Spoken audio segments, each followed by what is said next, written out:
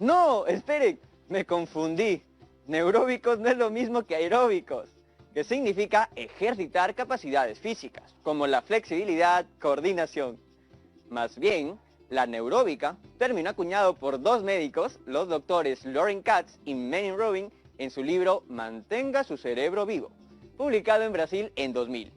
Es, según ellos, el conjunto de ejercicios mentales para mejorar el rendimiento del cerebro. Sí, y eso es lo que vamos a hacer recordando lo repasado, para calentar esas neuronas. ¿Listos? ¡Bacán! Vamos a recordar lo que trabajamos en la clase pasada.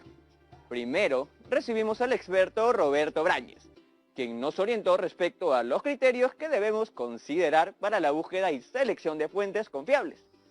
Seguro que no lo han olvidado. Gracias a sus sugerencias, seleccionamos dos textos. ¿Qué es lo que está en juego? Y deforestación y degradación.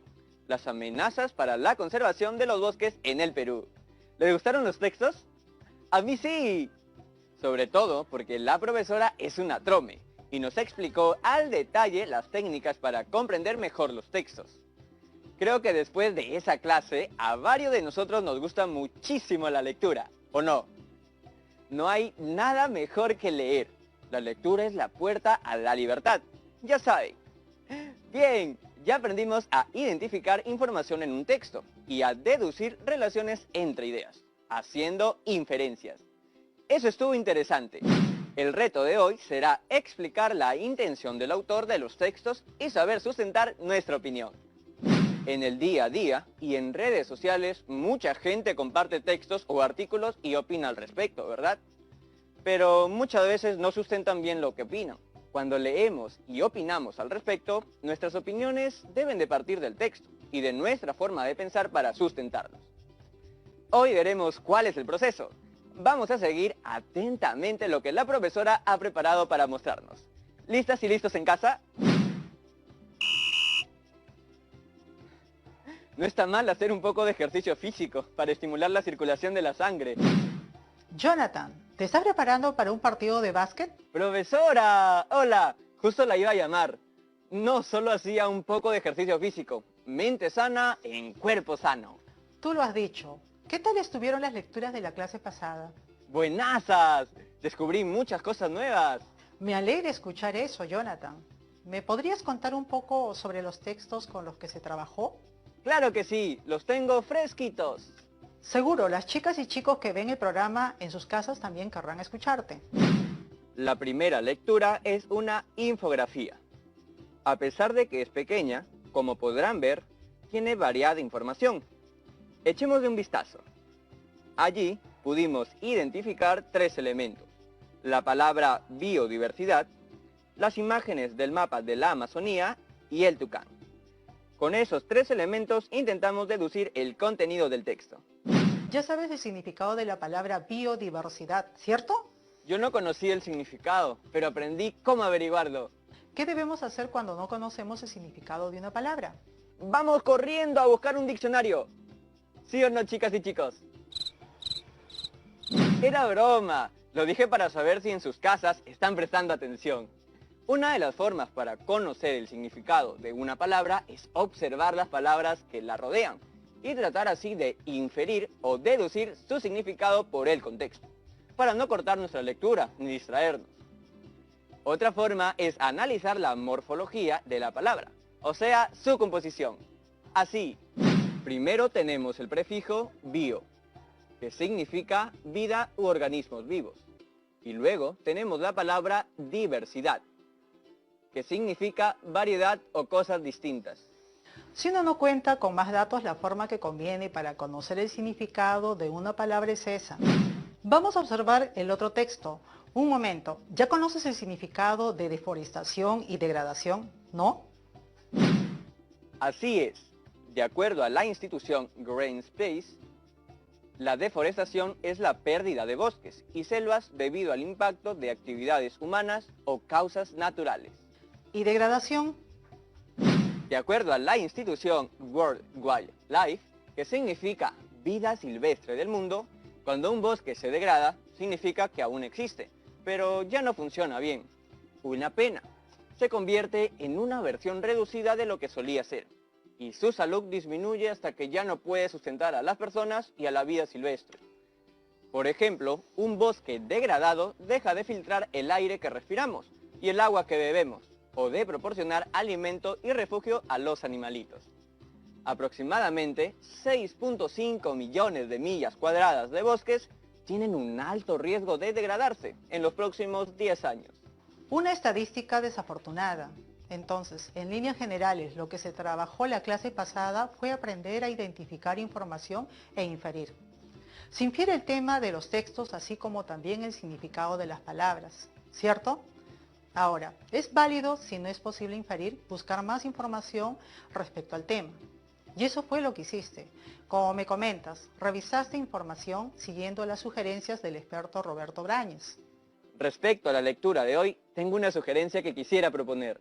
Mientras estaba investigando lo de deforestación y degradación, encontré un viejo escrito que hice cuando me fui de viaje a Lunahuaná. Un hermoso lugar al sur de Lima, en Cañete, mucha naturaleza. Sí, mucha naturaleza. Recuerdo que me picaron duro los mosquitos, tanto que cada vez que recuerdo el viaje, me rasco. Bueno, quisiera compartir ese pequeño escrito con todas y todos. ¿Le parece bien? Claro. Aquí voy. Era una mañana soleada y muy bonita cuando fui a Lunahuaná. Pegado a la ventana iba yo todo el camino, apreciando el maravilloso paisaje. Llegué muy cansado. Sin embargo, decidí salir a descubrir la aventura que tenía por ofrecer aquella ciudad. Primero, decidí pasear en cuatrimoto. Yo nunca había manejado una moto en mi vida, pero con las indicaciones que me dieron, hice la ruta sin problemas. La vista fue espectacular. Lástima que no pude tomar fotos por obvias razones. Me sentí cansado, así que pensé que un buen descanso vendría bien para reponer las energías y seguir con la aventura. Me quedé dormido hasta el día siguiente. ¡Qué pena! Bueno, pero apenas me desperté fui a hacer canotaje. Todos remábamos fuerte para sentir la adrenalina, a pesar de las advertencias que nos había hecho el guía. Pero la adrenalina nos ganó, y el bote se volteó, y todos caímos al río. Felizmente, pudimos volver a subir y continuar el paseo, obvio, ya más calmados. Muy buen relato, Jonathan. Y cuéntanos, ¿qué sugerencia interesante nos tienes con respecto a ese texto? Que podríamos leer hoy un texto sobre alguien que hace un viaje al bosque y nos cuenta su aventura, así como la mía. Entonces vamos a buscar un texto similar al tuyo. Aquí tengo uno muy interesante. Primero leo el título, Una mirada chaparrín. ¿Qué te sugiere el título del texto? Pues parece que se trata de una visita a un lugar llamado Chaparrí. ¿Conoces ese lugar? No, pero me gustaría conocerlo. Empecemos a conocerlo entonces, a través de la lectura. Comienzo yo y nos vamos turnando. Atentos, todas y todos en casa. Lean con nosotros. Una mirada chaparrí. En el año 2003, la Artists for Nature Foundation, organización estadounidense, fue invitada para incentivar acciones de conservación de las reservas naturales al norte del Perú, debido a la inminente necesidad de proteger los últimos reductos de bosque seco y el serio riesgo de especies en vías de extinción.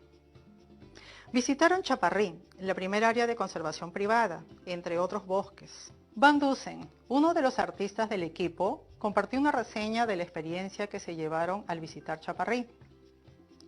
Lo que está a continuación es un fragmento de ello. Continúa, Jonathan. Nuestra estancia en Chaparrí incluye un tour a la cercana comunidad de Santa Catalina de Chongoyape, donde los artistas unieron sus talentos para pintar un mural en el centro comunitario. Las tierras alrededor del poblado están desnudas y degradadas, y es difícil imaginar el cultivo de tal terreno.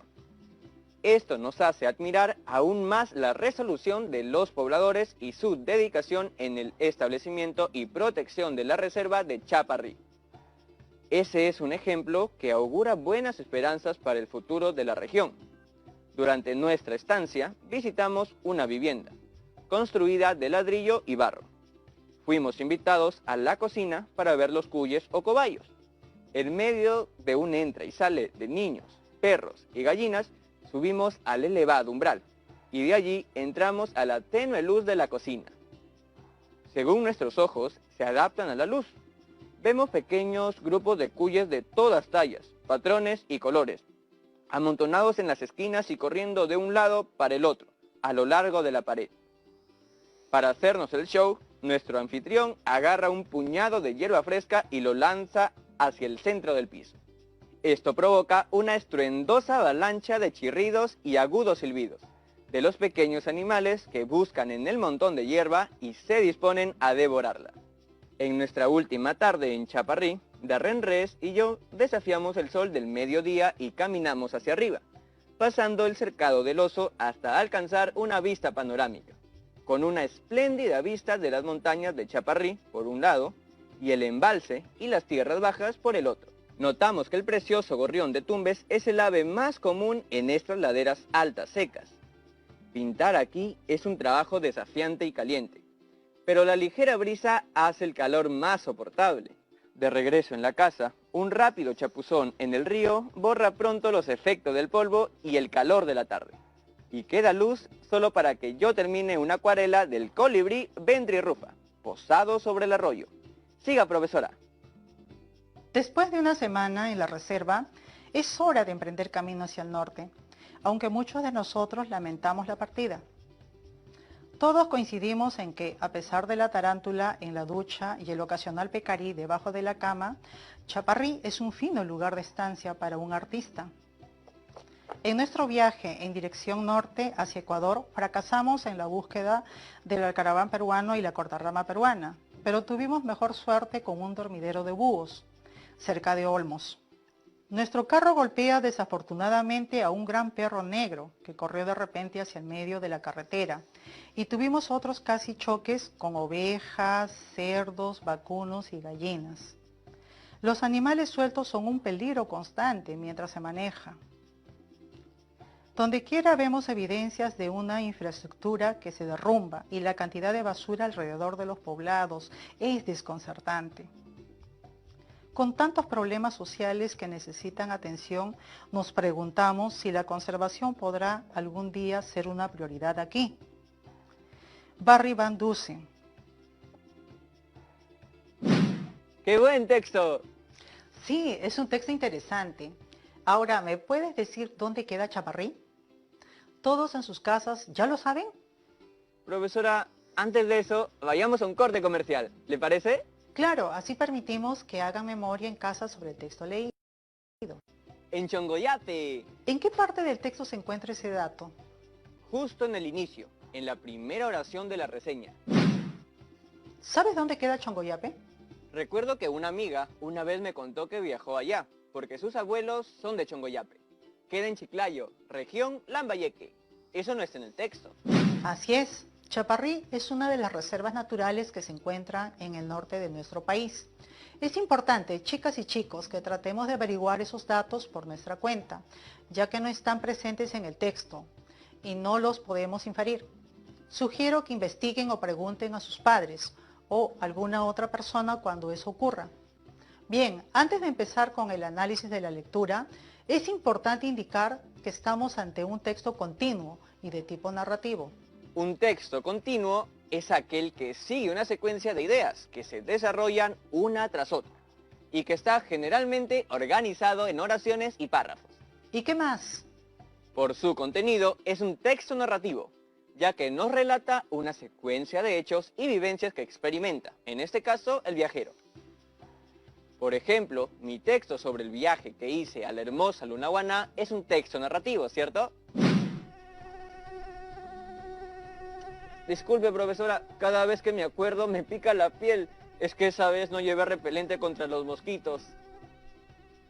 ¿Cómo no vas a llevar, pues? Ahora, ¿podrías narrar la secuencia del texto? La lectura trata sobre el viaje que realiza una persona a la Reserva Natural de Chaparrí. Se maravilla de todo cuanto ve. Primero las viviendas, los animales y el paisaje. Así como mi texto, profesora. Así es, ¿y a qué se dedica el viajero? ¿Todas y todos en casa pueden inferirlo a partir del texto? A ver, déjeme revisar otra vez el texto. El viajero es un artista. Lo dice casi al final de ese párrafo. La oración final dice, Van Dusen, uno de los artistas del equipo. Lo dice la oración final, como tú mismo señalas. ¿Te parece que si alguien está pensando ir a Chaparrín y lee el texto que acabamos de ver, se animaría a ir? ¡Claro! Porque el autor no escribe sobre cosas negativas, sino todo lo contrario. Describe el tipo de vivencias que existen en aquella localidad, los animales típicos, el clima y el paisaje inspirador. A mí me encantaría ir, y por si acaso hasta llevo repelente. De acuerdo con lo que indicas, ¿podrías establecer cuál es la intención del autor? Pienso que la intención del autor es que las personas aprecien Chaparrí, viajen y disfruten del lugar y sus recursos. ¿Y tú qué opinas de la manera como el autor narra su viaje a Chaparrín? ¿Qué te parece a ti? Yo pienso que lo narra de una manera tan detallada que parece que estuviera viendo cada uno de los sitios que describe.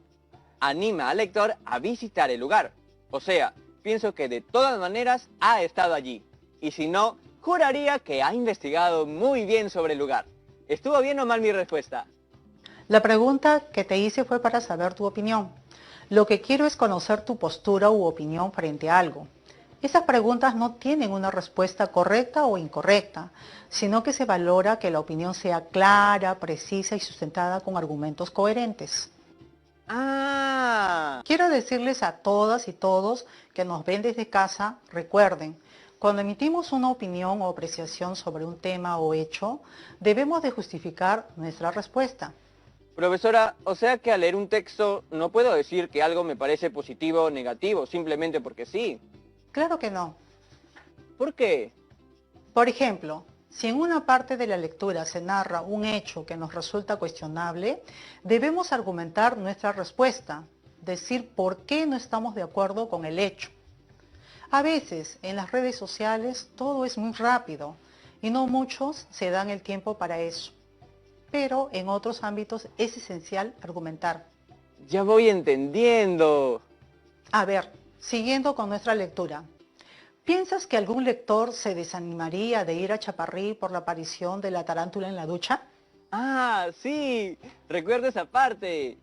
Yo pienso que el lector, si sufre de aracnofobia, lo pensaría 2 veces. Sin embargo, creo que tomando las precauciones del caso, podría lidiar con ello. Y así disfrutar de la reserva natural que ofrece una experiencia imperdible. Profesora, si en mi texto de Lunaguaná hubiese contado sobre los mosquitos, no lo hubiera hecho de una forma para desanimar a la gente de que vaya. Es más, antes de ir te dicen que lleves repelente o compres por ahí. Y aún así no lo hice. Fue mi descuido.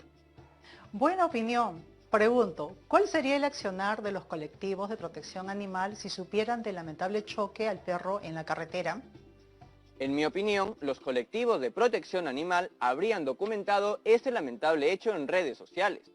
Tal vez sugerirían a la comunidad poner señalizaciones en las carreteras para que los autos en determinados tramos vayan controlando la velocidad por ser muy frecuente el tránsito de animales en esa zona. ¡Qué bien, Jonathan! Tus opiniones son cada vez más fundamentadas. ¿De qué manera este texto puede ayudar a mejorar tu reglamento sobre el cuidado de los bosques? Pienso que al haber conocido de las riquezas naturales de este hermoso lugar, tengo mejores razones para establecer normas que prevengan el cuidado de los bosques. Podemos decir entonces que cumplimos nuestro reto. ¡Qué bien! El reto de hoy estuvo interesante. Voy a seguir investigando sobre la opinión de expertos acerca del cuidado de los bosques. No olvides las sugerencias de Roberto Brañez para tu investigación. No me olvido, estuvo muy interesante lo que compartió en el programa. Profesora, ¿podría quedarse con nosotros unos minutos más para resolver dudas? Claro, será un placer. Ahí van las preguntas. Anabela, de Yurimaguas, nos dice, ¿es más fácil responder a preguntas donde tenemos que dar opiniones o apreciaciones? Interesante pregunta. Aunque muchos piensan que opinar es decir o escribir lo que a uno le parezca, eso no es del todo correcto. Hay muchas personas que piensan así, ¿no? Sí, pero están equivocadas. Al opinar se debe tener en cuenta algunas consideraciones. En primer lugar, la adecuación. Vamos a adecuar nuestro nivel de uso del lenguaje de acuerdo con el contexto y el tipo de interlocutores que tenemos enfrente. Este nivel puede ser formal o informal. En segundo lugar, la asertividad. Vamos a adecuar también la forma y el momento en cómo decimos las cosas, tomando en cuenta el contexto y los interlocutores a quienes nos dirigimos. En ese sentido, la asertividad es la cualidad de decir las cosas de manera oportuna, cuidadosa y respetuosa, pues no siempre nuestras opiniones son compartidas por los demás y, por tal razón, pueden herir susceptibilidades. Suena lógico, hay que tener cuidado. Y como tercera y última consideración está el uso de marcadores de discurso.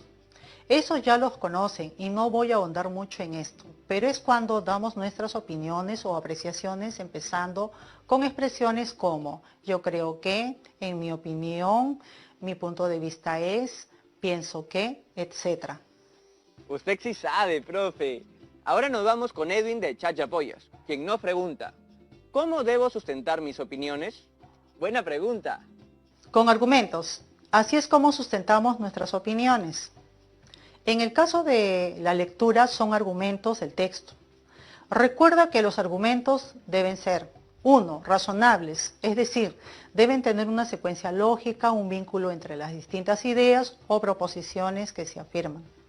2. Convincentes, debe estar claro el vínculo de causa-efecto entre la opinión y su fundamentación.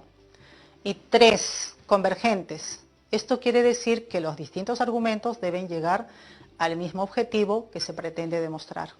Eso mismo iba a decir.